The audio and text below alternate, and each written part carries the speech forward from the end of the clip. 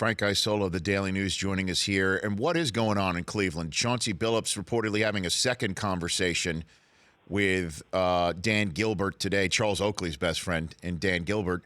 What is the scoop right there? Because LeBron's future, short and long term, can depend upon how that relationship burgeons, should it have to at all take place.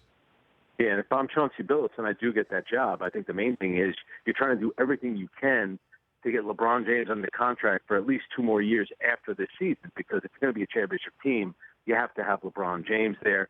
And Chauncey's wanted something like this. He's obviously a very bright guy. He knows the league, but it's also a different job when you're becoming a general manager. And he's going to walk into a complicated situation. Yes, you have LeBron there, but they do need to make some moves to close the gap with the Golden State Warriors. And there's always like minor moves. It's not, we all know that, yeah, it's great to have LeBron James on our team, but it's about making those minor moves that really sometimes, make the whole team come together and can make you a championship team. So, yes, on the one hand, he's walking into a great situation if he gets the job because LeBron is there.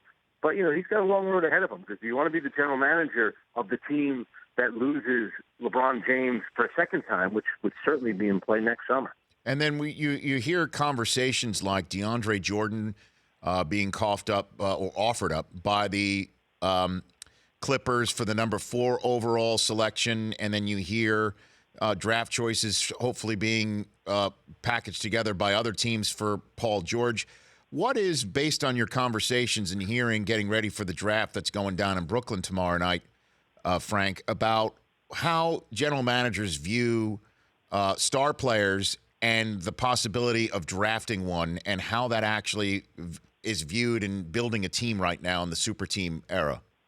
Well, that's the thing. If you look at most of these teams in the East, I think Boston is a perfect example. They're kind of like right there. They're close to being, a top legitimate championship contender. I get it. They made it to the conference finals, but I don't think we thought they were going to be Cleveland or Golden State. It's almost like these guys are waiting, for LeBron to get a little bit older, maybe waiting for the Golden State Warriors, for them to break up, which might not happen for 2 years from now. So it seems like the rest of the league is rebuilding and kind of waiting for Cleveland and for Golden State, for those two teams to kind of run their course. And there's so much movement at this time of year, and for whatever reason, there seems to be more activity than usual, because I think a lot of teams don't want to take on crazy contracts. I think a lot of teams are trying to rebuild and taking the much longer approach in terms of building their team because of what's going on right now with Cleveland and with the Golden State Warriors. The Rich Eisen Show, weekdays at noon Eastern on radio stations across the country and audience. If you liked some of that, get some more of that on the Rich Eisen Show app. Follow all the information you see right here on the Rich Eisen Show.